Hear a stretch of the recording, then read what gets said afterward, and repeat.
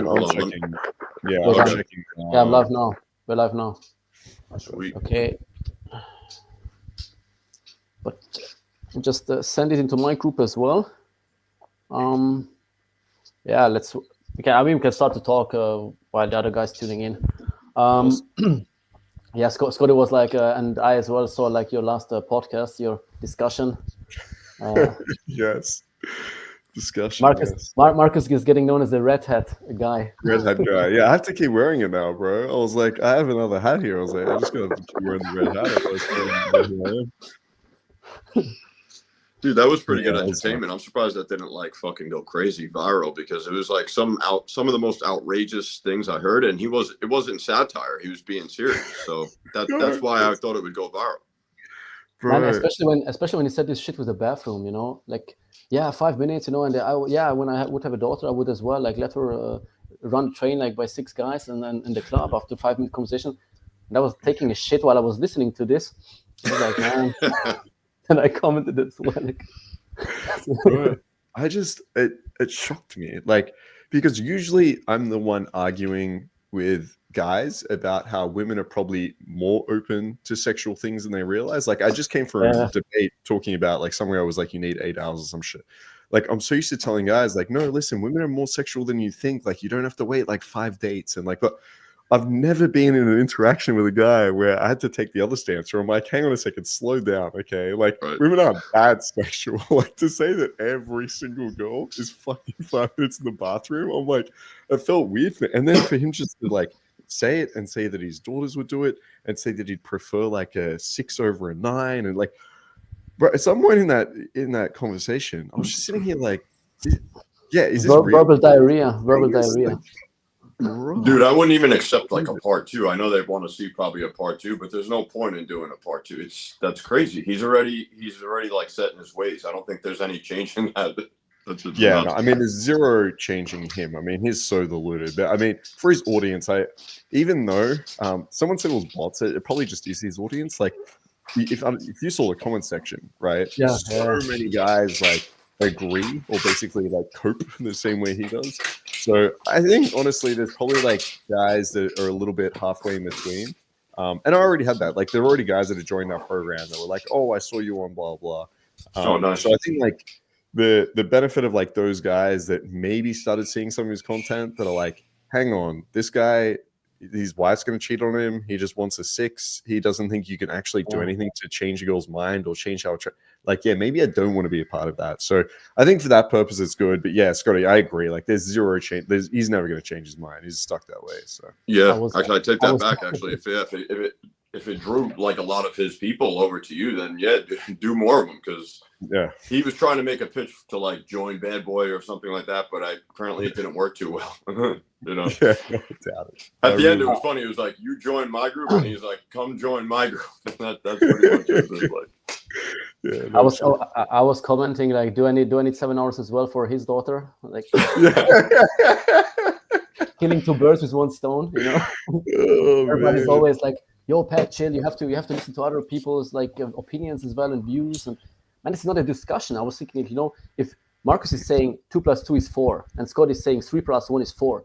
This is discussion, you know, because each of you have a method which leads to the same result. But if you say like 2 + 2 is 4, and another guy says 5 + 1 is 4, then there is no real discussion. Like, why? It's you know, you try to like, how should I like relate or even agree with his opinion if it's completely false? You know, this would mean I would lie to myself and to my audience. Yeah, it's not a discussion for me actually. So it's crazy. And on reflection, like, what I kind of realized as well, this is a point I didn't hit on too much, but at the end of the day, I was like, he just doesn't have any belief that your actions have an influence on life, right? Like, I may have touched on this a little bit, but he laughed at this as if it was crazy. Like, he'd laugh saying like, you think you can change a girl's mind? And I'm like, well, you can have an influence. And he's like, ha. Like, he thought that was funny that you could have an influence if a girl is attracted to you or not. Like, in his mind, you can do nothing. Like, there are some guys that are like, game, you know, it's, you know, maybe looks matter more. Like, he's on the opinion that there's zero you can do to actually influence how attracted a girl is to you whatsoever. And like, if you have that opinion, man, like, that must be a fucking horrible life to lead if you just feel like you're just like fucking literally walking through life with zero ability to change any outcome, which is just wild to me. Yeah, I guess it's kind of like a black pill mindset a little bit. If he just thinks that's his base, it's all predetermined, determinism, and exactly. You get what you get. That's crazy. Yeah. Like, what are you coaching? Like, I'm still curious. What is your coach? Yeah, what is your sales pitch? Just run up numbers. That's the only thing I was like, all right, I don't think that needs to be numbers versus skill per se, because I think they exist in a way. You know what I mean? Like, like you wouldn't run boot camps in a place with densely populated people knowing that you're going to run numbers, but you want to still increase your percentage to get, better with the numbers you got. So I think they kind of like exist simultaneously. I don't know why it was that versus that, but I get you. Yeah, I agree with that. Like, because he kept saying like numbers game. Well, I was saying numbers game, and he's like, but you're using a numbers game too. And it's like, to a very small degree. Like, I agree. Like, you need to be able to have volume in order to practice, right? Of course. Yeah. You need to be able to have volume in order to like figure out what type of girl you want. Or if you're not that good at game, but you're a little bit good at game, you need volume to be able to like that game to work on a certain percentage of women. But the difference here is that we know that we can have an influence. We know we can improve that over time. We know there's skill involved. So yes, you need numbers to be able to do that. But his whole point is, I don't need anything else but numbers. I'm just going to go out and just be super aggressive, show a lot of intent, and then just see who likes me. And that was it. So it had nothing to do with improving his numbers. So like, it's not like hiring his percentage based on a skill set, which there's like overlap. So it's like, he didn't touch on improving the, getting better numbers or anything like that. But I think it was Wayne Gretzky, right? But the first thing I thought about him, even Gretzky was like, you miss 100% of the shots you don't take or something like that. So even he was so good that he was aware that he was still going to need to, put up a certain amount of reps to get a good numbers, Yeah, 100%. Yeah. I mean, at the end of the day, like a game should be a skill game, not a numbers game, and all these guys are getting it totally wrong, and everybody was cheering, It's always like with these discussions, the one who is not right is the loudest barking. It's always the dog, the loudest the barking, or is nothing behind it, and everybody, W, the guy in the red hat is losing, man, like win for I don't know what, and he's getting schooled and all this shit, man. Like they have no fucking clue at all. Yeah, because I know guys. I remember. I remember when I first started arguing like black pill guys, when they were like, looks are the only things that matter. Like back then I used to think like, what an absurd fucking belief. But the more I kind of looked into this, I did some research, I spoke to a lot of these guys, and it feels like the belief is a mechanism to deal with pain, right? So what I kind of realized is that they become hopeless, right? So you go out as a guy, you get rejected by a bunch of girls, and then your psyche has like a decision to make, right? Now, what all of us did, and especially like back in the day, this is what a lot of men were taught to do, was, okay, well, listen, like pull yourself up. This is your problem. You can fix it. You can do something about this. And you empower men. Like you can make a change, right? Go out there, like work out, earn some money, like get a haircut, like learn these skills, like get whatever it is, but you're empowered to do something. And then men go out and they try and they try and they try, and there's hope there. And eventually they start getting good at this. Whereas the black pill kind of came around, and there was a second option now, which was your psyche's like, man, this really sucks. This feels horrible. But okay, now you don't have to feel horrible anymore. Guess what? Come join us. Okay. We're going to tell you how awful women are. We're going to tell you that this is just your looks. You're born this way. There's nothing you can do. It's not actually your fault, right? And so it feels really nice. And again, it's like it's the fat girl that doesn't have to work out. She's just told she's beautiful. And so now these guys are just like, okay, sweet.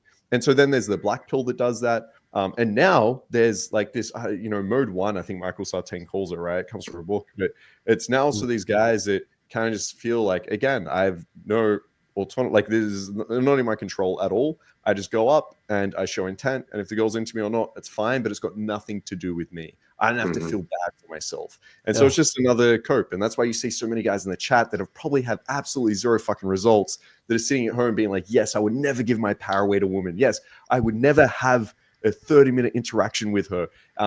even he said shit like, I would only have sex with her for 5 minutes on the first night because she doesn't deserve more. And it's like, you can't even enjoy good sex on the first night. Like, so yeah, anyway, I think it's just a big cope. Like it's where it comes from. Yeah. I mean, and when I they mean, see the authority, it's like an false ego. authority saying that, they're going to side with that. If they see like a so-called authorities, preaching this, they're going to definitely, because usually the chat is pro Marcus. It's like usually those debates, usually the Sartain debates and the other guy, I forget his name, but they pretty much put you up against everybody now. But like, yeah, everybody usually, that was like the first time I seen where the whole fucking chat was just like, everything, yes, this guy, yes, there's no way out. Yeah, exactly. Yeah, it's crazy. I mean, as you said as well, like back in the days already, when I saw like Mystery VH1 already there, he took the guys like for shopping and clothing and stuff like that. I did it as well myself, like when I started game, actually, my first thing was to become better, like a better looking guy. That's the first thing. I think before even I learned game, I even knew what it is. Like my nature was like, okay, I have to become better looking, But these black pillars, they just preaching, but they're not doing it. They say, oh, when you're like this, then forget women. When you're like that, forget women. And they're like coming up with like, coming to our group, like a self-help group for alcoholics, kind of stuff. Where they still drink alcohol, but they're like, oh, everybody else's fault, and it's somehow this is who I am and stuff like that. And this, on the other hand, this Mode 1 book, I mean, I've read it by Alan Roger Curry. I mean, rest in peace, Alan Roger Curry, but I absolutely never agreed with what the book was about. Like this hyper direct approach of women. This, as Locario said, it's like this, the same as he told you as well in this discussion. Don't agree at all, really.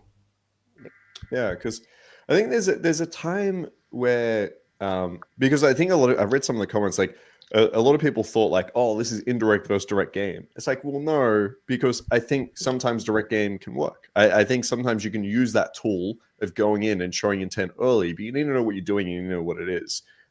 So yeah, I think there's a difference between like talking about like direct and indirect. This comes from like a mindset point of view where it's the reason you're being direct is off here. The reason you're being direct is, I assume, because you are. I don't even know what the belief is from Mode 1 or what his stance is on like why you're going direct. I know why underlyingly, right? You don't want to put in any effort. You just want to go in there and like find out right away because you don't want to be in interaction. This is his big fear. His biggest fear is feeling used. That's his biggest fear. So when he gets an interaction, if he's in there for like 20 minutes, or like he told me, like, before he'd get a girl home and then she'd be like, yeah, I'm not interested. And he's felt like, I just got used. This girl just used me for attention or for money or like whatever he got sucked into before. And so now it's like, I'm going to go in and I'm going to find out right away. I'm going to be so fucking direct that this girl has to be into me if she stays around, and if she's not, she leaves. So now I'm never used, okay? It's kind of this protection thing. But I don't know. Do you know why they say they go direct like that so hard at first? Like, is there a reason behind it? I mean, I read because the girl's already, it's determinism. The girl already likes you. So it's like, why not just get it over with? Like, the girl's either going to say yay or nay. Meanwhile, I think they're missing the boat. Like, I'd say like a good portion of women are fall in this like kind of gray area where they're feeling you out. Like it's not just yay or nay for women. You know what I mean? When they're making a decision, that's what it feels like. So it's, if you're just doing it to get the ones that are like, that supposedly just picked you from off rip, they just don't want to waste any time with her. They think game would be like trying to, make a good impression upon the girl, basically. Like that's irrelevant to Black Pill. And Black Pill is nothing, it's really nothing new. It's more, we've labeled it now that, but I think that's more like a societal norm. That's like a default setting, basically. Like, okay, looks, are going to be a big factor, whether you're a good looking guy. Like some of my parents think like that. Like, oh, if you're a good looking guy, you're going to do a lot better with women, and sometimes that's true, but a lot of times it's not. No one ever factors in that you can influence it and, build attraction and get something, put a little work in for crying out loud. Like, yeah, you can put a little bit of work in. It requires a little bit of skill. You know what I mean? I mean, I'm not dismissing that looks aren't a factor, but it's a part of it. It's not the whole thing of it. Yeah, well said. It's a part of it. It's not the whole thing. Like there are actually interesting studies on this that I've read where they basically did a speed dating event. So they took a bunch of guys, a bunch of girls, and then they basically ask them to like rate like how attracted they feel each of the other sex is. And so they did that, and then they basically put them on the dates, and then they got them to rate them on like, you know, things like confidence, charisma, like how likable they are, like all these other things. And then they asked basically who do you now find more attractive, and who do you also pair up with. And these were really interesting because I actually thought, even coming from a gaming perspective, I thought looks would have been a little bit more important than what these studies actually showed. But yeah, the personality traits outweighed looks on all of these studies. And so I think it's, especially from like a like male perspective, I think we tend to like, it's really easy. You try to look at the world the same way you see it. So when two girls are walking down the street and one's, you know, better looking, we put a lot more emphasis on that. Girls just seem like they don't. And there's evidence from that, not only from these studies, but like our personal experience. Like I've slept with so many girls that have said like, you're not attracted to me. I don't think I've slept, like, I can't remember how many girls I've slept with where I've the next morning said like, yeah, I'm not really attracted to you, but I really like your personality. Like that just doesn't happen. You were never my type, for example. That's as well very common. You say, oh, usually not my type. And then because there's a major factor. We don't care about a woman's confidence. You know, that's a huge element. Like women, you know, girls are that's a big factor for women, like whether or not you have confidence. Just the fact of like, one thing I didn't like was everybody discrediting the fact that just by going up to a woman and opening, that's no skill required. That in itself is 90% of the guys are not even doing that. So it was like almost discrediting going direct if you so choose to. Like most guys don't have the balls to do that. That is some level of a skill to be able to pull it off and deliver it on time. That's a huge factor. So, and I think that's what women look at. They look at confidence when they're like, oh shit, this guy, like you said, you get some sort of brownie points from there, and then you have to play with it. And I guess, you know, kind of like a calibrate accordingly, you know, But that's the point, Scotty. Those guys cannot calibrate correctly. I read sometimes when I read like books like this, I read between the lines. I'm like, not even the author seems to me like a person who would have any sense of emotional intelligence, who would have any sense of social awareness. And I imagine him like going up to a girl and saying this kind of stuff, like, "Hey, I want to fuck you. I want to fuck the shit out of you and stuff," you know. But there is again like too much emphasis on words, and guys. Beginners think like it's all about the words. I have to show the girl my intent, and they totally forget about subcoms.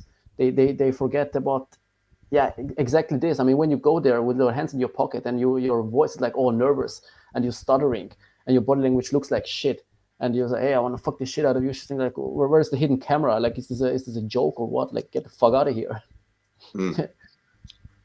That's how rare it is. Even if she's into you, I think we all three can agree that.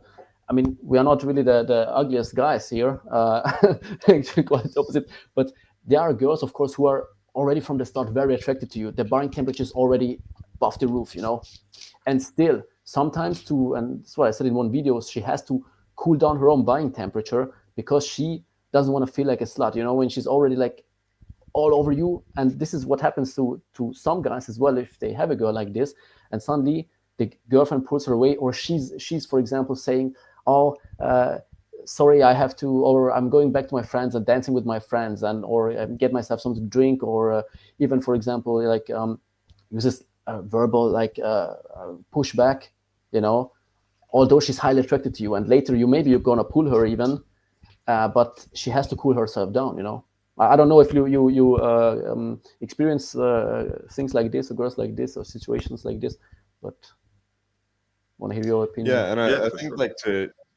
And I think to Scotty's point, yeah, like going direct, it is a skill. It is something that's like difficult to do, and yeah, with some girls, they might looking at you be like, yeah, not really interested in this guy, but maybe you can go direct, build like a huge amount of confidence, and maybe in pre-selection, if you open well enough, sometimes girls think like, damn, this guy must be pretty experienced with women, like he must have a lot of other girls, right?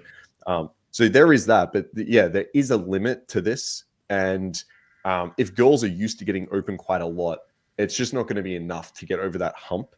So yeah, I think like direct is awesome at times, right? I think it's like it can be a really great tactic and tool, but to only rely on that is the problem. I think that's where the issue is. I mean, your subcoms should be aligned, of course, with that. And I would say my subcoms are very direct, but the verbals my verbals are very indirect, So she can justify it better, like, oh, he's saying, I don't know, talking about, I don't know what, totally some neutral, non-sexual topic, but she knows, she has the vibe of, okay, what he wants, subconsciously. She knows it. But those these guys put no emphasis on sub-communication skill and any, like, no tonality, no body language, put all the emphasis on the words. And the words should be direct, and the words are direct, but your body language is, like, not there, and your tonality, it's... Yeah, that's why I think it is important for beginners to learn, even if they don't like clubs. I think going to nightclubs at the beginning is kind of like helpful, because I think a lot of the skills that you have to lean on a little bit more in a club, you will help you in a daytime venue or something like that, because you're going to have to sit there sometimes and just focus heavily upon, like, eye contact, whether or not you're leaning in too much. I think you're not using your verbals as much, or you're just getting comfortable with closing the proximity between you, and you could carry a lot of that stuff you learn in night game over to day game. So I think it's important for every beginner to learn in a nighttime venue too. Do you probably had students, right, that where you can probably tell when they only have ever done day game, right? Have you ever had those guys? They tell me before, like, almost none of them ever went night gaming, or maybe very few times. But yeah. Yeah, I can always tell, even just like chatting to them on a call, there's something about it where you can just tell a guy that's never been out to a club, and there are some, like, there's just a missing skill set there. So yeah, I agree. Like, going out, even if you don't want to be the type of guy at the night games, right? Like, you probably have this the same with students where, they're running a business, or they're just, like, a little bit older, and it's like, look, I don't want to be out to, like, fucking 5 a.m. every night, which is fine. But I think those skills are super important. But yeah, it's if you're not out there night gaming, it's probably good to do it a few times to get that experience. It's almost those typical guys, like, like those day gamers in the backpacks and water bottles and whatever, who are really have this massive fear of night game. And last time I had it on video, I had, like, guys in the comments like, yeah, night game is trash. You get these drunk 304s. And like, these terms, I don't know. I had to Google even what it means before. 304.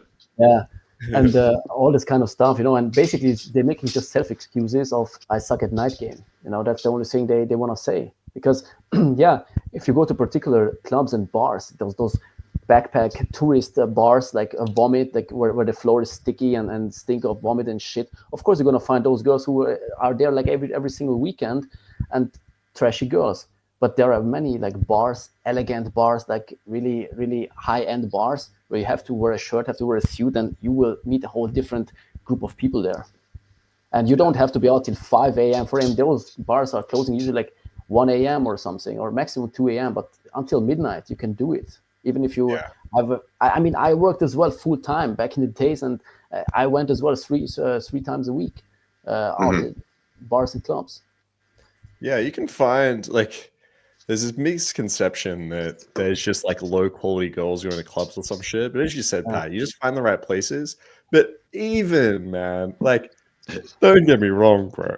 I've spent my time in some low quality bars, bro. Like, I've Monday night here in Sydney, when I first started, like, going out and shit, there's a club here that is just like it's a backpackers bar, is what it is, bro. Yeah. And that shit is, like, this is low quality, okay?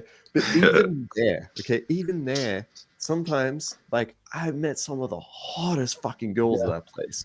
Like, even there, like, just because it's, like, a nightclub doesn't mean that every girl is just, like, ratchet fucking degenerate, like, loser or some shit. Like, I've met girls that have incredible jobs and shit like that at places like this.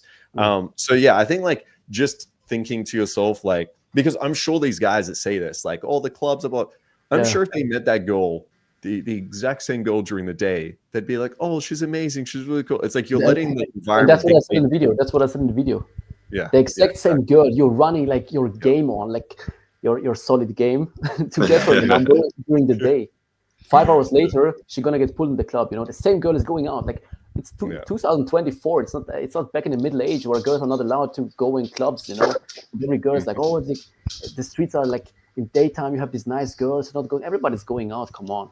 Dude, at the beginning, like if there's not a big enough thirst in the guy, like I just can't even relate to that much. Like I was just so thirsty for this stuff at the beginning. Like I want to learn everywhere and anywhere. Put me like in any environment. I don't see that same sense of urgency with a lot of these guys because they have like a third option now, which is like, all right, I'm just going to do the online thing. I'm going to set up a profile, get a professional photos, and they go on like cruise control. They're like, oh, I'm getting laid just enough and I don't really need to learn how to approach, but it still kind of like eats them up alive when they can't approach that girl when they see at the grocery store. So it's still not really being addressed, and they just, they're getting just enough action where it keeps them complacent. You know what I mean? That's what I noticed. So it's a different mindset, I think, even from like the early 2000s, mid 2000s. And now it's like, I think at an all-time high with technology being primary, basically, I mean, I think the biggest problem is those guys cannot cope with the presence of other guys. That's why they don't like clubs. I think that's one of the biggest problems. And I think like there's no barrier to entry, right? Like you look at the amount of men using Tinder or like online dating, it's so huge. But I don't think you'll ever see those numbers in cold approach, right? Because just that ability to go out and like say hi to someone in the club already rules out like 90% of guys. Like even willing to try and do that, right? Rules out 90%. And so, huge barrier to entry. But I think that's a good thing for the guys that do choose to actually go out and do cold approach, because now you are in the top 10th percentile just from going out and saying hi to someone. Like you already put yourself in that position. So it's double-edged sword, I guess. Yeah, because I always said, like, when I heard that argument, I was like, it's never good when something is so extreme where like it's so abnormal for it to happen. Like the collective of all women are like, this is so weird. Like this is so strange. Like the more soldiers we can get out there, it's always going to be low, but like we should just keep building up some more numbers of guys that are approaching. I think it's better for everybody, because when it's so fucking rare, I don't know, it becomes like even more difficult. Everybody's like looking, and the more uncomfortable, like it should happen every once in a blue moon. I mean, that's my theory, because it was still low back in the early 2000s. A lot of people were never really cold approaching, no matter whatever time period. But we're at just like a record low, I think, in terms of people using that as a way to meet. And then, of course, you get the excuses. I think all of you two guys have heard it, like, oh, back in the days it was way easier. I wish I would be born like 20 years ago. And it's so hard. It's the most difficult time nowadays. And I mean, I can tell like some guys would be still a virgin if there would be no online dating, for example. Yeah. Because I know guys who really get all their traffic from online. I can tell you they would be still virgins if they would be like 20 years ago. Yeah, I mean, it's tough because I think also 20 years ago, because there wasn't so much online, people were forced to be more social. So like they might not have been going out and like night gaming, for example. But I think there's actually a cool chart that looked at how people are meeting their like relationship partner now. And I don't know it off the top of my head. But yeah, basically you see like a lot of people are meeting through like college and social events and through friends. And now that's like coming down, and like online dating is like skyrocketed, right? So I agree. There's probably a lot of guys now that without online dating, they'd kind of be fucked. They probably wouldn't know how to meet anyone. But it's also because like online has just exploded as well. And like people are just fucking not meeting up and doing group activities as much as they used to. But I saw no other studies that Gen Z generation, they don't like online dating at all again. So it gets to downfall, but I don't know how believable this study is. Like only trust the study they say only trust the study you faked yourself.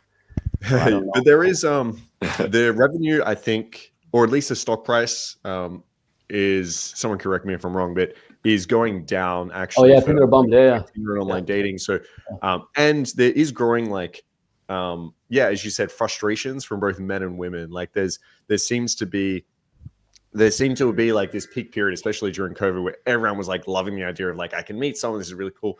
I think people are getting sick of it. Men are getting burned out, right? They're like, fuck, I'm just not getting matches. Like this isn't really working for me.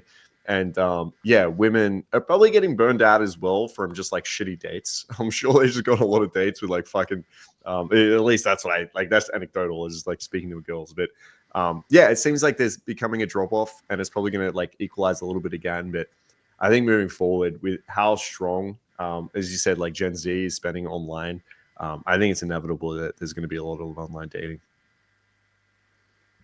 It's more again, I think, through friend circles, because Gen Z is again like a generation which is really degenerating in terms of like socializing. Like they're getting more and more awkward. Like, yeah. Yeah, I mean, it's all under the same umbrella. You see all these videos, like you see all these videos where they're making fun of, like, I don't know, boomers, millennials, Gen Zs, and it's, yeah. People are meeting through dating shows now, like Pop the Balloon. It's like, that's kind of like a prototypical black pill. I think Alex did a video like showing that there was this big tall Chad guy and everybody popped the balloon on him like initially or something like that. And I was like, there you go. He's like, black pillars have something to bitch about, or say that it was a setup or a stage, but I don't think that that doesn't translate well into real life at all. Like, you know, if you had a legitimate shot at like trying to get one of those girls, it's not going to happen via asking a bunch of questions like they're filling out a resume. You know, like, how do you display some of your skills in that type of situation? You really can't. You know what I mean? Yeah. So it's crazy. But yeah, people think that that's real. They think that that's like, that's more real to them than cold approach is, you know? Yeah, I mean, the problem is, like, as you said, like, online dating is skewed. It actually is skewed to looks. So, like, there's a show, Love is Blind, I think it's called, where they sit on, like, the other side of a wall and, like, talk to each other and shit. I'm sure with a show like that, like, if you asked, hey, why did you want to see this person again? Or why did you not want to see that person? It's going to have zero to do with looks, because they literally can't see what the person looks like. So it's all going to be personality. But if you have a show where it's like, you don't get to know their personality, or you have an app where it's like, you don't get to know their personality, you literally have a photo in front of you and you need to decide whether you want to swipe right or left, then yeah, it's hugely going to be about looks. And I think it's like another reason to encourage guys, like, if you're not the best looking guy in the world, pick the avenue in which a girl picks you that isn't based off looks. Like online dating here, it's a little bit tough there. Give it a go, try it out, have good photos, like have a good bio and shit. But at the end of the day, you're always going to get better looking girls as an ugly dude if you're going out there and cold approaching. Like you just got to like do what's best for you. And if you're a really good looking guy, it's probably, you know, then stay on the apps, I guess. Like it's, you know, use something that's going to judge you by looks is probably a little bit easier too. Yeah. Do you guys notice like during like January, December months, whether it's holiday or something, I don't know if there's studies back in the subs or statistics, but like the online dating becomes like layups. I don't know, it like skyrockets. I would imagine if there was a chart, there would be a peak at like December, January, holiday months. Dude, I have like lately it's just been like super, super ridiculously easy online. It almost feels like one notch above an escort at this point. That's why I don't enjoy it as much. Like it doesn't have the same allure to me, like the same level of adrenaline and excitement. And, you know, it's like, dude, they just drive from like 2 hours away, come over, we fuck, and they leave. It's like, okay, that was cool, but it's a crazy, like, these are like super layups, especially this time of month. It seems to really pick up. I don't know if you guys noticed that. It's always like this. It has been always. Winter times are the best times for my students as well. Like winter times are the best times for because all these girls feel depressive, you know, because during summer they get all this validation and like going to the beach and in their bikinis and stuff. In winter times, everybody's like, it's cold outside. Everybody's watching movies with their friends. Even their friend circle, they're not going out that much anymore. They're not really that active. And suddenly they feel really lonely. And they're like, what should I do? Nobody's on the streets really. It's cold. It's shitty. It's rainy or snowing or whatever day. Let's go online. Let's make a profile. So yeah, it's true. Yeah, man, but what I would be curious is speaking about like we touched a bit into like old school pickup. What would you say, like each one of you, like which 3 concepts would you absolutely disagree with, which are really, really like popular and nobody really questioned it that much? You would say that's absolute bullshit. So say that again. 3 concepts for like mainly like old school concepts, old school pickup concepts. I mean, I can throw one in. For me, it's like peacocking, for example, would be one. Okay. We can talk about peacocking. I think there's a good way to peacock, but if you're doing it, I think a lot of people did that wrong.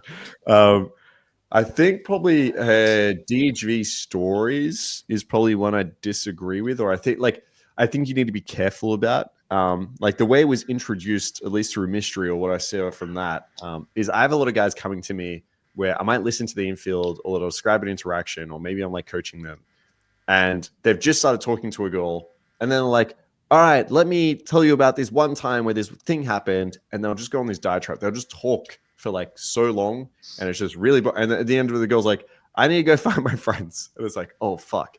So I like to think about it as DHV, like conversations. So if you want to DHV, like keep it a conversation. Like a story can come later on in the interaction. Yeah. But if you just said like hi to this girl and you're at a club and there's like music going, don't try to sit there and talk for 5 minutes, okay? Like you need to keep this going back and forth and have like hits of attraction triggers where you're like talking about this. So yeah, that's probably one for me is that when you're DHVing, like you have someone in front of you, keep it a conversation rather than just some long story. I mean, I swear there are still coaches out there teaching these DHV stories, and I can tell you when it comes from a guy, you know, he never got laid in his life. He says, you know, my ex-girlfriend, she was a Playboy model, and she was picking me up in her Bugatti, and I don't know what. These kind of made-up stories, and the girls are like, "What the fuck, you know?" Like, come on. You need to. There's some things that you can do, like when you are telling like a longer story, and especially like later on in the interaction. There's some skills here that you need to keep aware. Like you can exaggerate. Or you can like have a better frame, but there's going to be like some truth here. Otherwise, like it's just going to be so disingenuous. And then 2, you need to make it sound like you're not trying to brag. You're not trying to like tell the story, for example. So I've seen some guys that are like, "Oh, have you ever been to the island of Vanuatu?" And the girl's like, "No, have you?" "Yeah, so this one time I was there and blah, blah." And it's like, what? And then like the other thing is, yeah, you need to make it sound like you're not, this isn't prepared. Some girls, what's the craziest thing you ever done? Like typical pickup question, right? I just think it's a good question. And then girls will be like, "What's the craziest thing you ever done?" And before the girl's even finished, she's like, "Well, last weekend." It's like, what the fuck? Like if someone asked you that question, it'd take you time to think about it. Like you wouldn't have it ready to go. Right. So I think like even just for guys to be like, let me think about that for a second. Oh, okay, I've got one. Even just that process is going to make it feel less like I'm just dying. That's the problem with like I totally agree with that. Like having a checklist in mind, like I forget who said this. He had a checklist in his pocket, and he was reminding himself to like go through each one of these things. A lot of guys say that though. They had that stuff, and it's like, yet in the same breath, they want to have a genuine connection with somebody. Like they're missing out on so much material that you have in your environment that the girl has. Like there's so many things if you're present that you can use right then and there, that you can just allow your brain the freedom and permission to fucking just pick up on things in the moment. You know what I mean? Like, I always ask my students, like, do you think about a script when you're talking to like somebody you trust and a friend of yours or whatever? Like, even if you don't know them that well, you just want to like, it's awkward. That would be strange. He would say, "No, that's really odd. So why would you want to do it with your future girlfriend or a girl you want to fuck?" Like, it makes no sense. So they'll pick up on it a lot quicker than a bunch of drunk dudes will pick up on it. So, but yeah, my number one thing would probably be the 7-hour rule too. Like that's probably that's an obvious answer. That's a big one, man. I don't know. So, or how about the concept, solid game? Yeah, that whole concept too, kind of. I don't know. I laugh every time I hear that. I don't. It's like always just very vague. It's so vague. Oh yeah, but we do solid game. Like that was always like the anchor, like the comeback. Like, but this is solid game. Yeah, it's always like guys. Like I ran solid game on her. Like, did you kiss her? No. Like first, I debunked that concept. Did you kiss her? No. But I ran solid game on her. I'm surely will see her again the next day, and then she flakes. Yeah, you can't just take a style of game that is very slow. Protects you from rejection, feels very safe, that leads to you getting friend zoned, and then just give it a name and an adjectives that sounds great. Like perfect game is like, oh yeah, but I run perfect game. And it's like, what does that mean? It's like, what the fuck? Like you can't just name, like you can't just put solid before like your style of game that is fucking rubbish, and then like say it's good because of the name. Like I must have heard that in that debate like 20 times. Like he just kept falling back on that. Like. Yeah. Whenever there was something, he's like, "No, but he's like, "You're missing it, man, Marcus.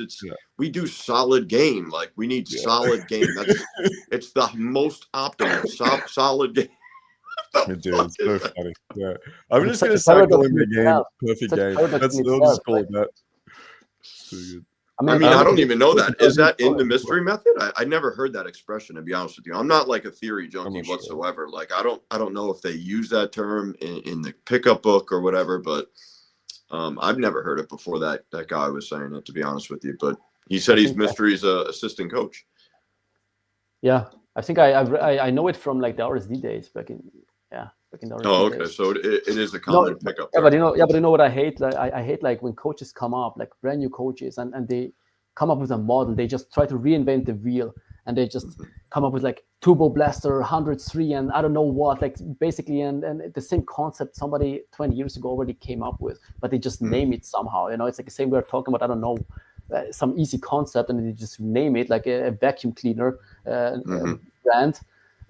That I hate absolutely. Like, and in the same breath, like I think Markus too, like he was something in the debate with escalation. He didn't like that term. So, and I don't want to reinvent the wheel, but when I first came like into the scene and someone was like, "Yeah, you should start coaching" and stuff like that, I almost had to relearn my entire terminology just so I can connect with some, weird community guys that are well studied.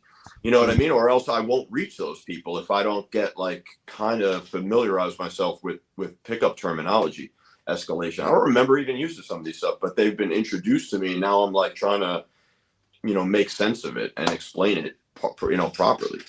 Yeah. And that's I think like the other problem is some of these terms that were originally created, I think have warped. And so like, even like pickup, for example, like sometimes people are like, oh, so you're a pickup artist. And I'm like, I kind of cringe sometimes at the word pickup artist because of like what it's turned into and what it means.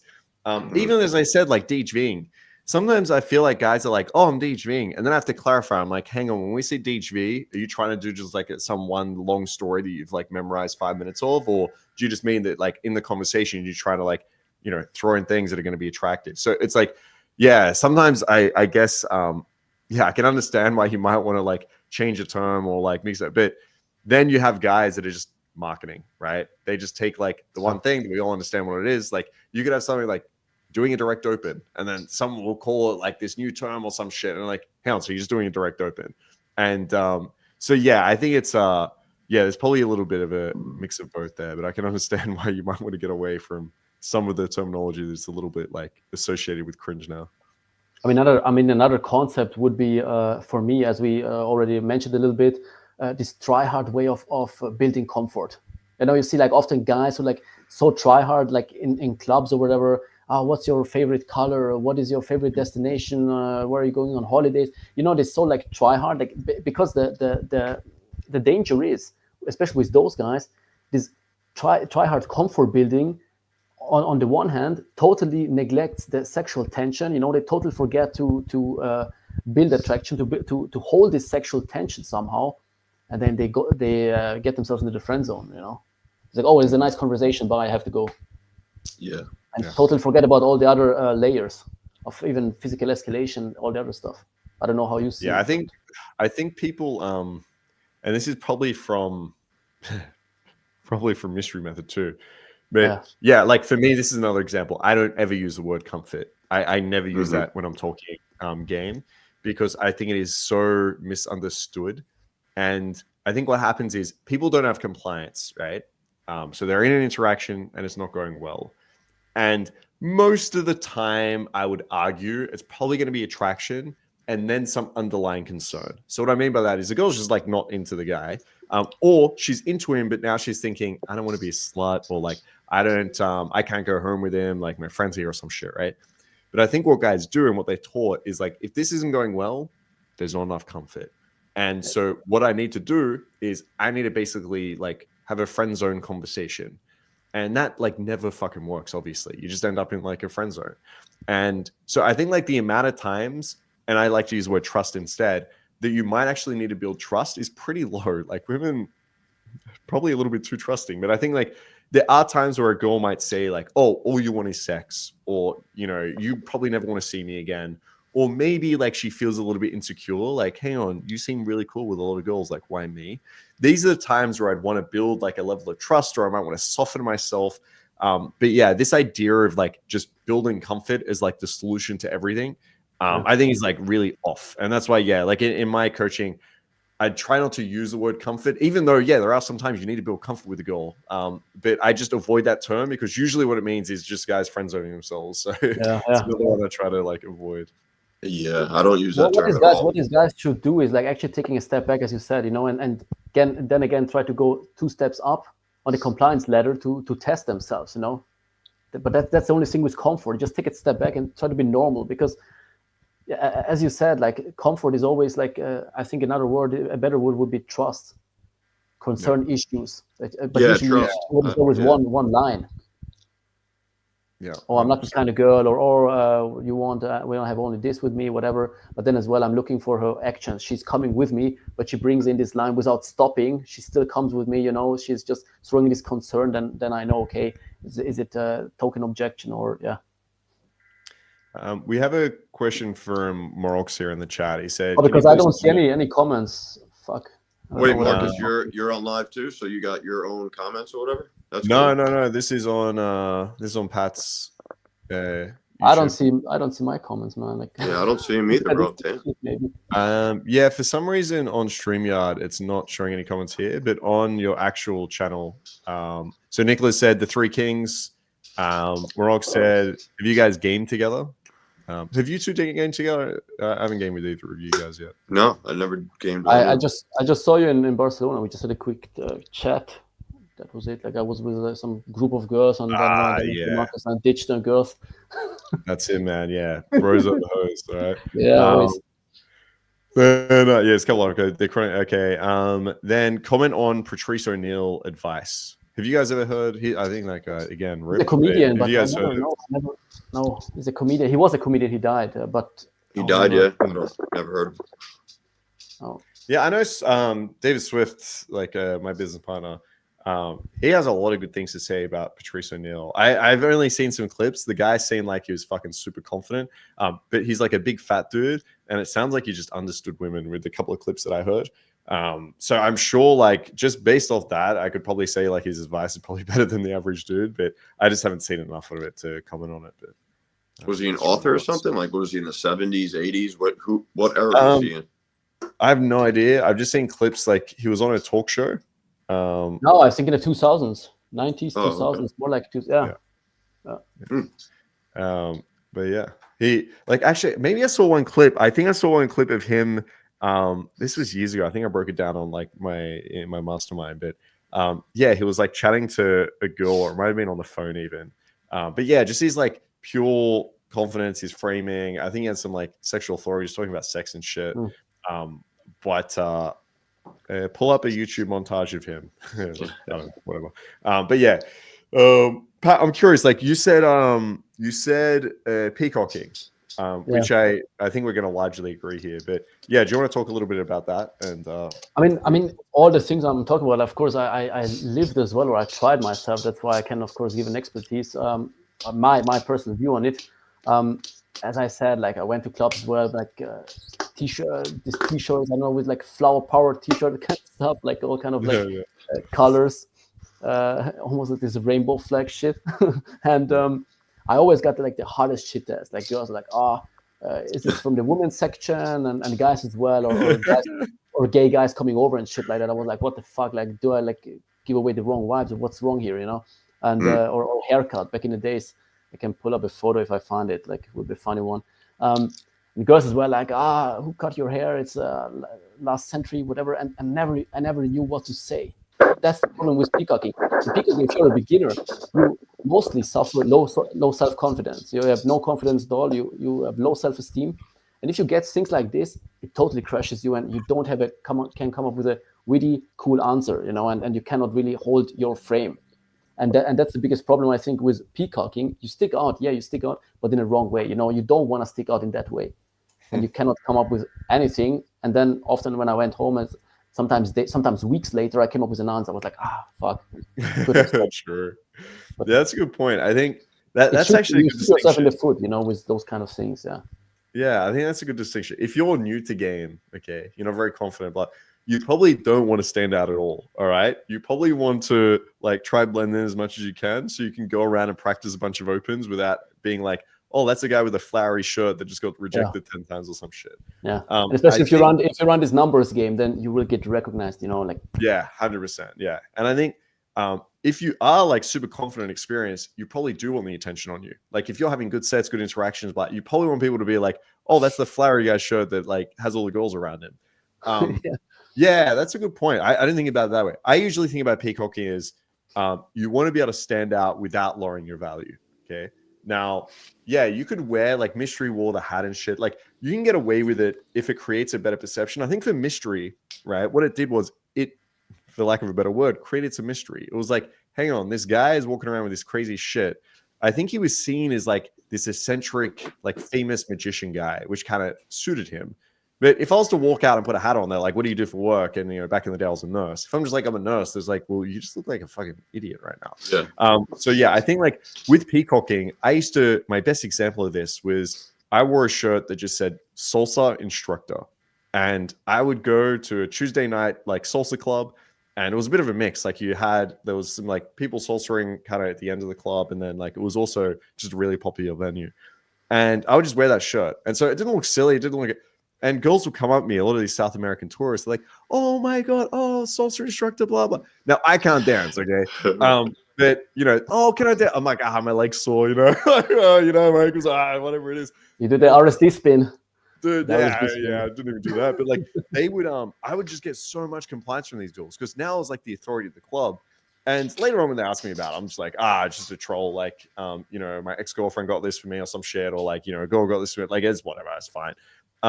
But yeah, like shirts like that. I had one that said like Brett Tamer and shit like this. Like I used to wear a hat backwards in the club. Some girls would come up to me for that. But yeah, I think the ability to like stand out is great as long as that standing out doesn't look stupid and it builds attraction. And now I'm going to add your point. I never thought about this. And as long as you're not getting blown out a bunch or new to this or like unconfident, then yeah, it's probably something you could use. I mean, here I found a good. There's got to be a level of congruence with Mystery too. Like since he's a musician, there was some level. This is my hair. Like I was cutting my hair. Nice. I was cutting my hair for 7 years myself because I didn't have money even to go to a barber. Oh shit, crazy. And then like girls always like some girls came up with, I don't know, maybe they found me attractive somehow, but I always messed up. Like I always took it so personally. Like, and one time as well, I remember a girl in the metro said, "Oh, your hair is, I don't know, it's super weird and whatever." And I said, "Hey,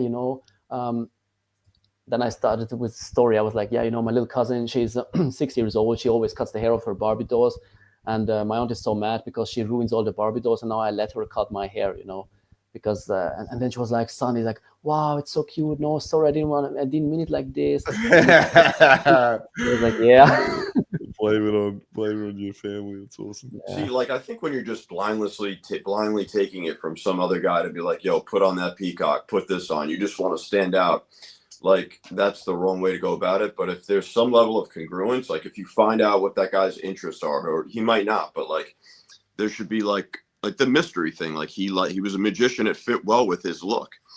Mm-hmm. When I first worked with Brad P, he had something called the Fashion Bible. So I kind of peacocking underneath that, but he never really, like, he saw the look I had was working for myself. And he's like, he didn't really fuck with it too much. He's like, all right, this look kind of works for you, But with other students, he'd have like a complete makeover because they had no identity. They had no interest. So he would just start like from scratch, which, you just want to stand out, I suppose. I don't know. I get the concept behind it, but I think it's effective when there's some like element of congruency to it for sure, which is overlooked a lot, which is definitely overlooked, No, yeah, I agree with that. That's another good point.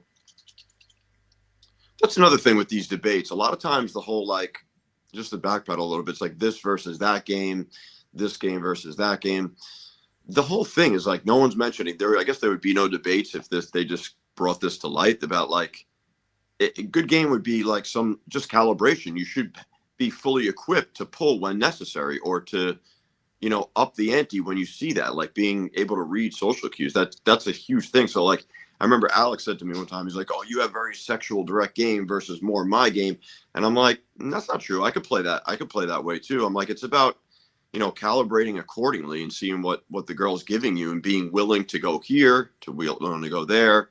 Are you willing to take the girl in the backseat of your car if that's available? So many guys will take a number when she was down to fuck. Like, so it's the ability to read certain things and go here, there, all over. Just, but I guess there would be no this versus that.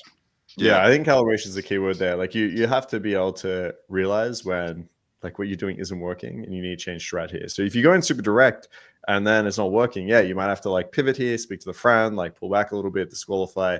And then like if you go indirect and it's going really well, then yeah, you need to step on the gas a little bit here.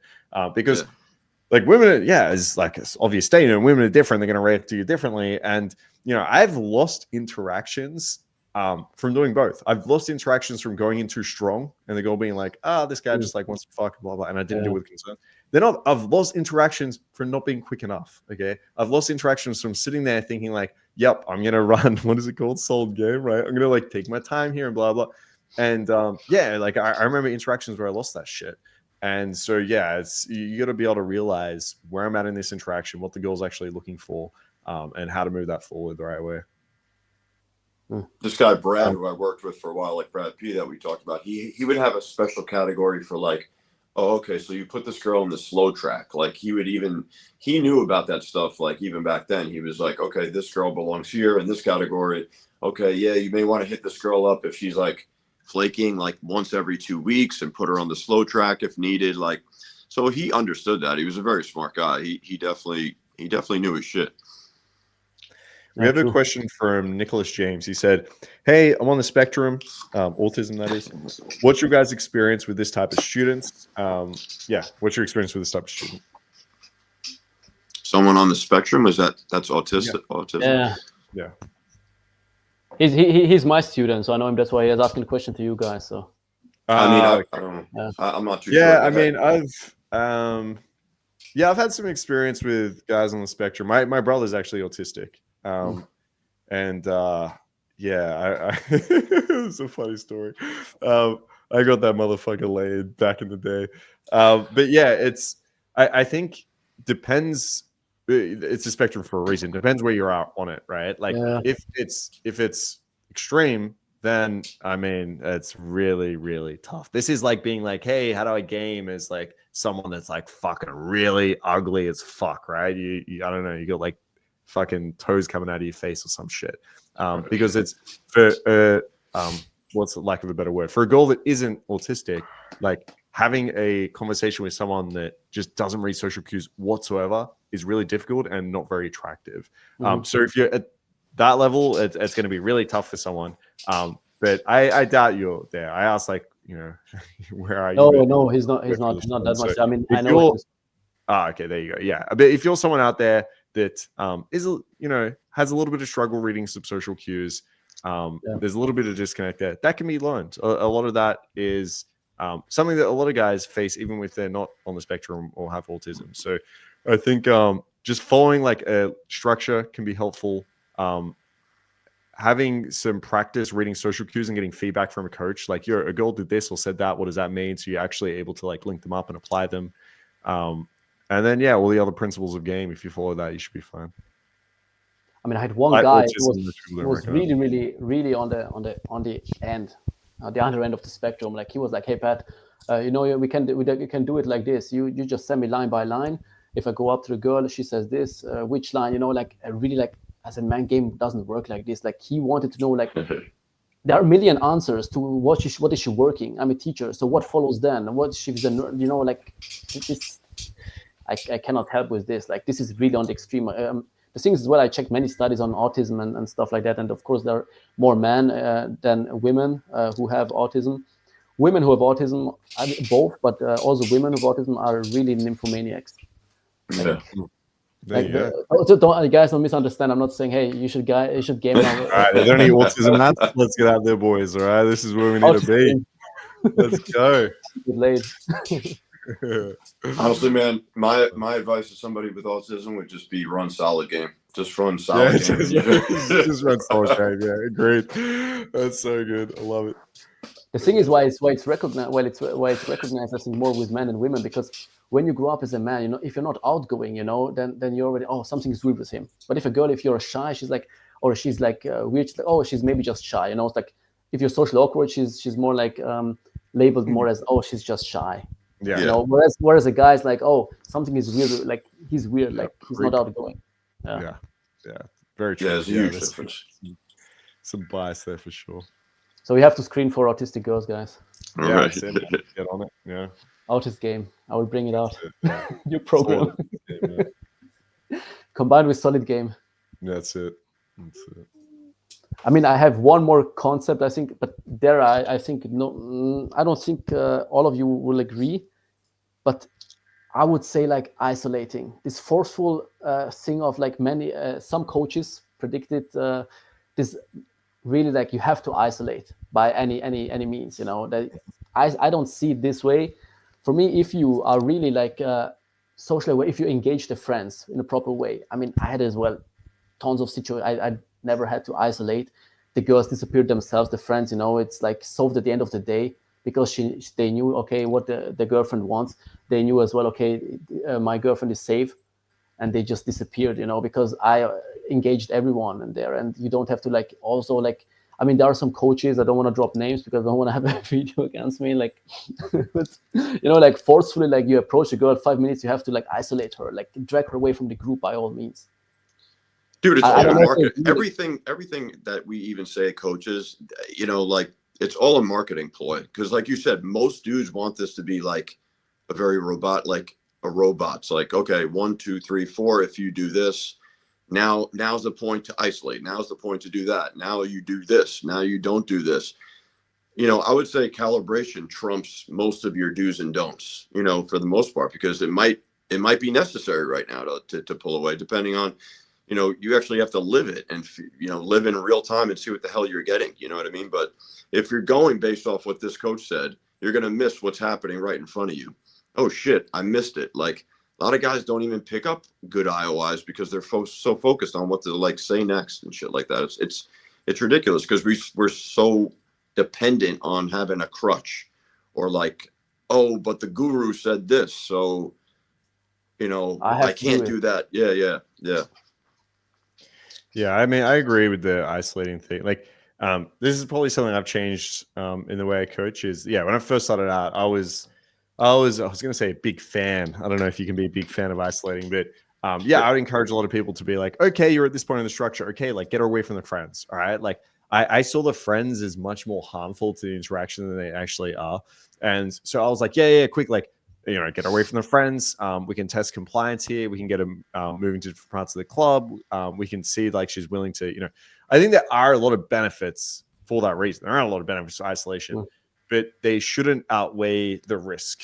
And so what I stopped doing is I realized like sometimes guys were trying to isolate a little bit too early, get away from the friends a little bit too early, and I was fucking up the set. Yeah. And so I've had pulls where I never once isolated, right? I've had pulls where I just like, you have a conversation with a girl and their friends are like sitting at the table there or some shit, right? And there's just no need to isolate. You're having a one-on-one conversation. You're in a good spot.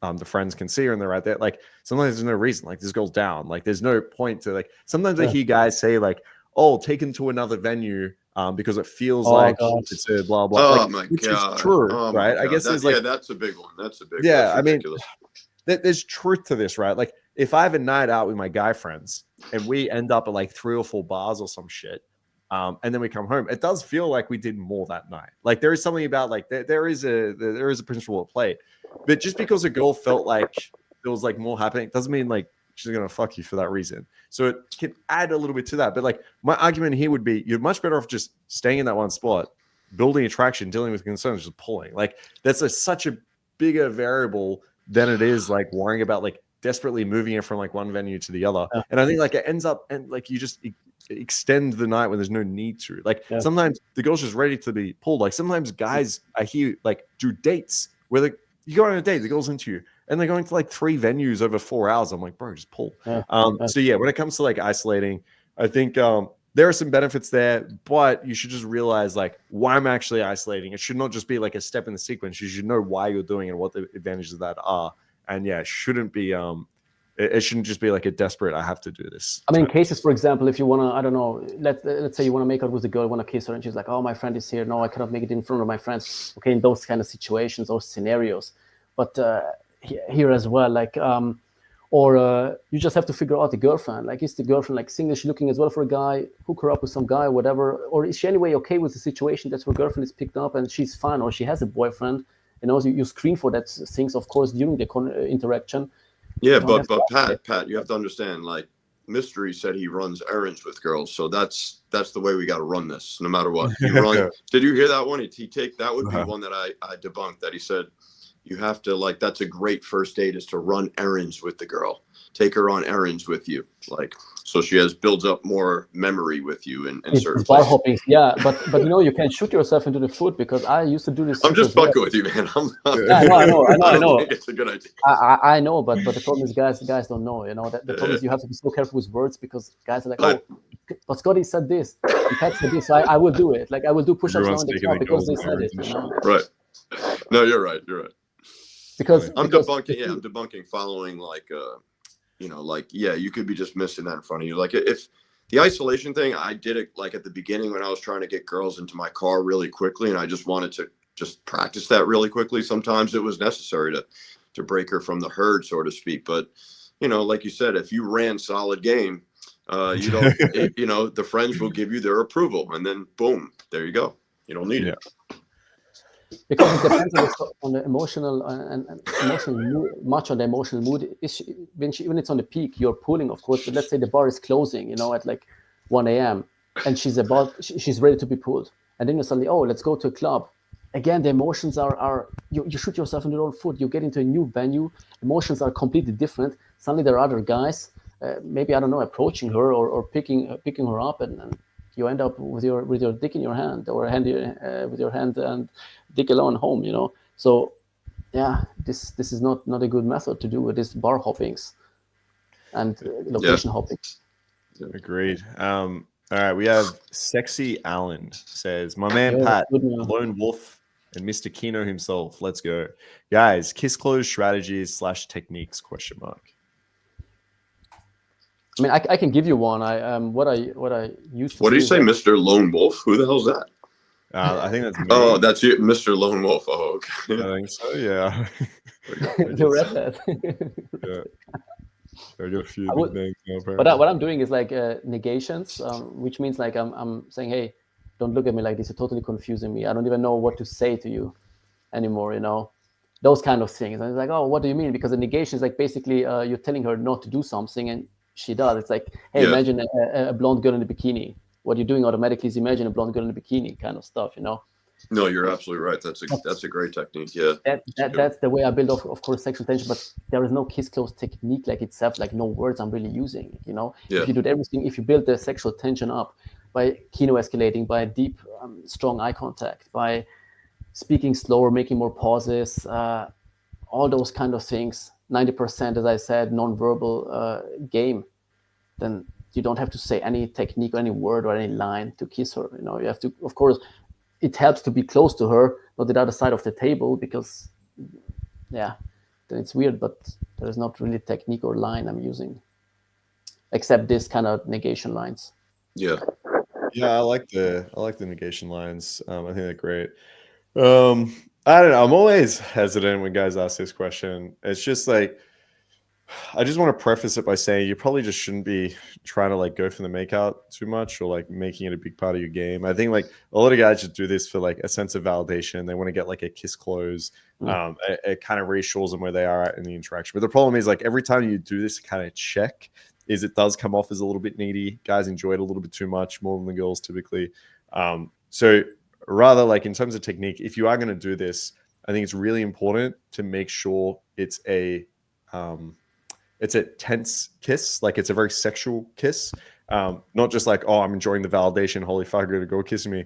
But yeah, try to add some elements of maybe like some dominance there. So maybe you can like pull her in when you do it. Maybe your hand can run up the back of her neck, and then as you kiss, out of choke a bit. As you kiss, you might want to like then pull away a little bit, and you can say like, that's all you get, all right, or not here, something along those lines. But otherwise, like, yeah, I agree with Pat here. Having like a little build up here, don't do that, don't look at me like that, you're so naughty, you can go and whisper in her ear, things like this is a good way to lead into it. And you should always be as Markus said, you should always be the first one who withdraws. never like be the makeout guy, because I had as well like students who were first time in the club, first time making out with a girl, and they made out like 1 hour. Suddenly, the girl disappears, and they're like, "Oh, what happened? What happened?" She makes up with another guy already, and this guy pulls her, because these makeout sessions, like as Markus said, guys enjoy it more, especially those guys enjoy it way more than girls. And for girls, like a validation kind of thing. No, I don't think guys enjoy it. I think they think they're gonna get something from it, and the girl is just doing it just to fucking have fun or whatever, and she's not like even looking to fuck, and she'll be making out, and the guy thinks like, okay, so in his brain, he's like, the next step is gonna be to pull, we're gonna fuck tonight, and then the girl's like, no, like we're not. She's just making out with fucking dudes, like it's nothing. You know what I mean? So I think that's a mistake. Yeah, it depends on the guy. Like I've definitely seen guys that I guess it depends on their experience level. But I've seen guys really enjoy making out. And I probably agree with you. It's not like the sensation of making out is like really hot or some shit. But I think the validation of making out, like if you told most guys like, hey, there's a hot girl over there, do you want to go make out with her for half an hour? A lot of them will be like, yes, right. Oh, and I agree. Like, it's probably not the nicest sensation, but it's just like it feels so validating for them. But that's the problem. As soon as a girl knows you're getting validated by a kiss from her, it's like the most repulsive thing in the world, right? I mean, at the end of the day, she should always want more from you. Don't give her everything right away, because then. Let me ask you a question. Does the negation also fall under like, all right, listen, I'm not doing anything tonight. I made a promise that I'm not sleeping with anyone tonight. That's a 4 minute. Within like a couple minutes, I was on this side of the bed, the girl was on that side of the bed, she was on this side of the bed, like, oh, I thought you weren't going to break your rule. And I'm like, it's too late now, like you started touching me, like, so like the moment you do say that, it kind of like brings their guard down a little bit, like, oh really, oh that's cool, I like that, nice. You're not going to do anything. It's basically an NLP technique, where you just basically make her, okay, don't do this by just thinking, It's dope. Like little kids, you say to the little kid, hey, don't do this, and the little kid will do it. Same with girls, Yeah, I think why are you looking at me that hard? You know what I mean? And a girl might not even be staring at me that hard, but I do a lot of like accusory stuff.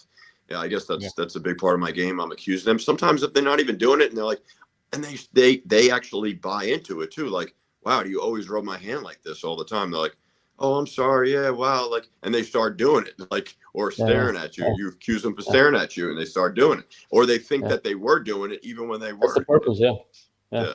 And especially, I'm telling this to students to use the ones who are struggling with conversations. You run out of things to say, and they're like, and then when they say like, hey, don't look at me like this, it's totally getting me confused. I don't even find my words anymore. It's like basically killing two birds with one stone, like basically buying yourself like a time bridge to come up with something new in your head, and then of course getting it more, build more sexual tension. Yeah, I think you just got to be careful that you sound, how do I say this? You don't want to sound like you're completely taking sex off the table. Like, I think what guys need to realize is when you guys are doing this, there's an element of sexual energy behind it, right? Yeah. You guys are very like sexual, I imagine like masculine in your set, and you're creating tension, and then you're saying like, yeah, I could never, right? Tonight, like, it's not happening, right? Whereas some guys I've seen hear this, and then they'll go up and be like, no, tonight it can't happen. We're not having sex tonight. It won't work. No, does this guy have like an STI or something? Like, what's going on? And then you get back, and the guy's like, look, no, I can't. I promise, I can't do it. Then you get back to your place if that's where you try to take her, and then guys will start to escalate, and the girls now are very confused because it's not like, oh, I thought you said. It's like, hang on, didn't you say that it wasn't happening? So I if you're going to do that, I like to encourage guys to have like a way out. Like, oh, it's my rule, but fuck, it got broken last week by this girl because she was just incredible, right? For example. Actually, you're right. I do think it's kind of an advanced technique a little bit in a way. I don't think a beginner is like would execute it great because I guess, what do you guys say? Subcoms or nonverbals are not really on point yet. You know what I mean? Or he's not good at laying like his undertones are really, I like to say undertones are just not sexual at all. He's got no sexual energy at all. I mean, I had so many guys like trying this line or trying similar lines or whatever, and it has to have the right timing. As you said as well, you have to build the sexual tension. It has to when to say it, when to do it.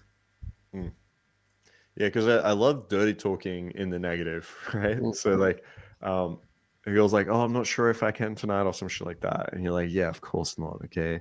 The last thing I'd want to do is take you home right now. And then just like dirty talk the whole thing by saying like the things you wouldn't do. And it's very clear, like great. obviously this is things, yeah. So but I mean, the trick here is what students aren't yeah. it's like fucking pulling out a contract being like, sign this, we definitely can't have sex, okay? You don't need to be serious. I mean, the trick here behind is what you're to I think illustrate better for the guys. While you're saying it, you kind of withdraw with your words, but you go in with your body. You know, like you physically escalate more, step more. Yeah, it's the whole like wash. I don't really have to wash, rinse, and repeat as much as I did at my beginning stages because there's like a lot less resistance. But at the beginning stages, this whole wash, rinse, repeat thing, it's like you just kind of agree with them, diffuse it, and then start back up again. Oh, okay. Her body's so like her vagina is wet. She just keeps saying no, no, no, and you're like, yeah, I don't want to have sex. Forget it. And then you just keep doing it again and doing it again and do it again. And then she just complies eventually. Yeah, I'm a big fan of and this is probably one of the other things you were talking about before, like things we disagree with principles that used to be brought out a long time ago. Like I'm a big fan of logically like talking through a girl's concerns or objections, whereas I think like someone like Mystery or even RSD are probably very much like girls are emotional, like never be logical with them or some shit, right? So yeah, if a girl, like for example, we get back and she's like I don't want to, and I get some type of resistance, whatever you want to call it, is I would usually just ask like, what's up, right? I would usually, oh, okay, that's cool, yeah, no worries, like you can pull back, like Scotty was saying, like pull back, yeah, okay, that's fine, like we don't have to, but like I'm curious, like what's up, what's on your mind, like what's holding you back? Yeah. And because like sometimes it might just be something really easy to overcome, right? It could just be like, well, I don't do one night stands, like I'm worried you're not going to see me again. Because now we know what's up. You just like explain, like, of course, like I'm a guy, I love sex. Like if this sex is good and you're a cool girl, of course I'm going to want to see you again. Or whatever it might be, like having shades on my period or blah blah. So yeah, I think that is like I think humans are at some level like logical and emotional, and if you have like somewhat of a logical problem, that can be solved like fairly easily as well. So I think it's something to keep in mind. I mean, I even would go that far that I would say it's masculine, even a masculine trait to really like, maybe it's even protector of loved ones if you really like take it like the mystery, towards the mystery thing. But I think it's totally okay, and you should even do it. It's not always like this RSD for me. It was always like too clowning, too much of like, emotionally based, and but these guys were never good at. These guys were good at like creating these emotional roller coasters, but they couldn't do anything with it somehow. Exactly. It doesn't go anywhere somehow, Yeah, well, I think a good contrast is really good. For example. I think having a good contrast is good. Like if you're able to like have a regular conversation and then mix in, some like emotional spikes and things like that, and fun, flirty stuff, and then just bring it back to like some logical, and then just think. I'm a big fan of like mixed signals. I guess I don't even know if I'd call it mixed signals, but just having a good blend, a good contrast, to go back and forth, be able to go back and forth. Don't just be like a one size fit, a one trick pony. You know what I mean? Yeah, of course. I think like that emotional roller coaster, like guys like Julian, like from RSD, I've looked at some of his infield and broken it down. And I'm like, yeah, this guy is like really, really good at building emotion and attraction. Like if guys want an example to look to where it's like, hey, I'm not really good at group sets, or like I open it doesn't really go anywhere. So like just this is a great example where you don't even need to make sense. You just say the stupidest shit, but it was just confident. It was just emotional. It just got the girl like triggered a little bit. It got her invested. It's really good. But the problem is like that doesn't get you laid. Like you can be in a bedroom with a girl, okay? But if you're in the bed being like, hey, 2-second adventure, come with me, and you open the door, you're like, this is my bedroom. Hey, guess what? Hey, look at me. That's my plant. Do you like plants? Like the girls aren't gonna fuck you, okay? There's like no sexual tension there. And then you can imagine if she does have a concern, like maybe what's it called one? I feel like I keep saying periods on every panel I go on, but like say she hasn't shaved, right? And she's just insecure about that. Like you can't like you can keep saying 2-second adventure and point to the bed, but it's not going to solve anything. Like you just have to turn around and be like, here's a razor, or tell her like I don't give a fuck. But yeah, like that whole idea, I saw too many pulls or lack of pulls from Julian where I was like, holy fuck, if this guy just calmed down, and who knows, like maybe it was just for the camera, but like I've spoken to guys that have worked with him and apparently it's not. If he just like calmed down and chilled out for a second and did some things that you guys were talking about, which is, hey, don't look at me like that. And, maybe give some like mixed signals there and build up the sexual tension. He would have been like so effective a game. He would have like killed it. But the problem was he was just stuck in that. He just enjoyed being a clown. I say clown, but like he enjoyed building emotions and attraction way too much. Like you just have to transition from that. To his defense, I think he was still by far the best RSD instructor by far, all of them. And he did some sexual tension. He did some drama game. Did some sexual tension stuff. But as you said, like afterwards, the thing was missing. Like like this straightforward like pull somehow to it was as well like a somehow immature frame. Often I had a feeling, especially when you mentioned this, hey, dog, come here, whatever. Maybe it was for the camera, because apparently, as I well talked to guys, he had game. So yeah. Yeah, I'm not sure. Like when I've spoken to guys that like work with this shit, yeah, like maybe it's a time thing as well. But like how do I say this? Maybe people have gotten better with time. Like you look at someone like Mystery, like I'm curious, what do you think his leg count was back then? Like I don't think he's pulling that often whatsoever.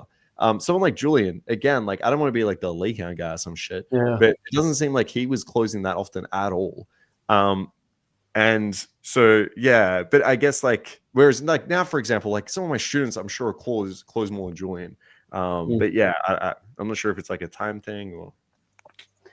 I mean, as I said, like times evolved, and it got a little bit like with online dating. You get more leads in, and I think. Yo, do you guys hear me? Or yeah, I got you, bro. Yeah. Oh, okay, good. I just had to. It's a little bit. The mic's not as good as it was a second ago, but we can hear you. Yeah.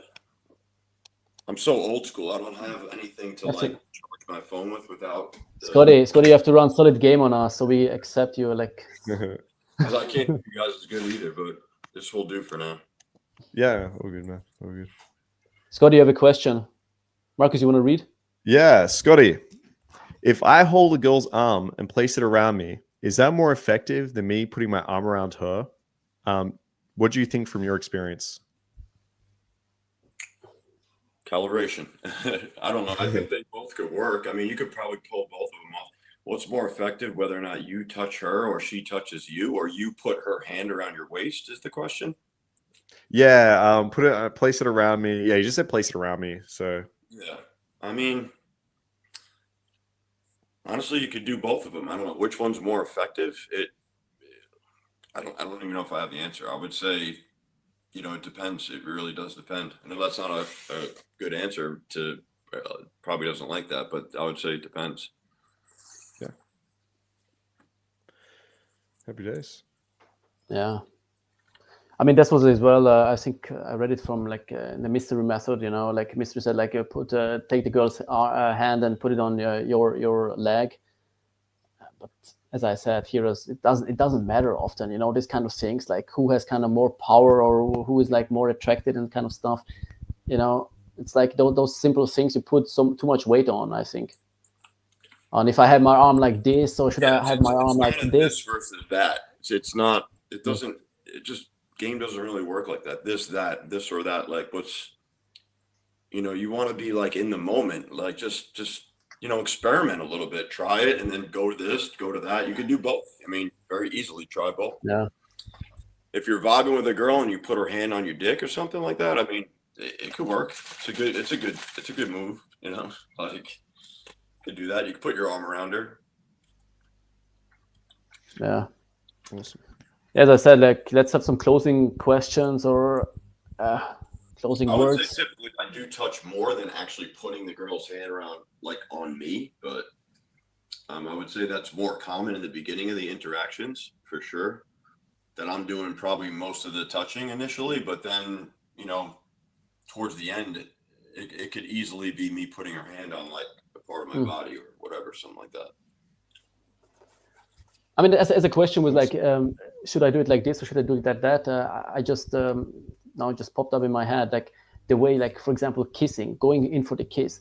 What many, I think all your students as well, and many guys ignore is like kissing her like ears, you know, and or her neck and stuff like that at the beginning, you know, which is not really maybe down, especially in like public, like when you're I don't know, sitting with a drink in a bar or something, and during the day to like kiss her like on her lips. She's not really that down, but for example, on her ear, you know, and then just bite slightly in her ear and kissing her a little bit, stuff like that can work like magic, because there as well so many nerves in the ear part that's, yeah, guys are ignoring very often. And it's more like hidden, you know. She has long hair, she knows what happened between you guys, but nobody else knows. It's like the same with you, for example, if she has friends and she's like, oh, I cannot kiss in front of my friends, but if you go in with a conversation, just, hey, I have to whisper something into your ear, and just kiss her ear a little bit, or just bite into it slightly, nobody will know. Only she will, oh, what did you do to me now? So, oh, nothing.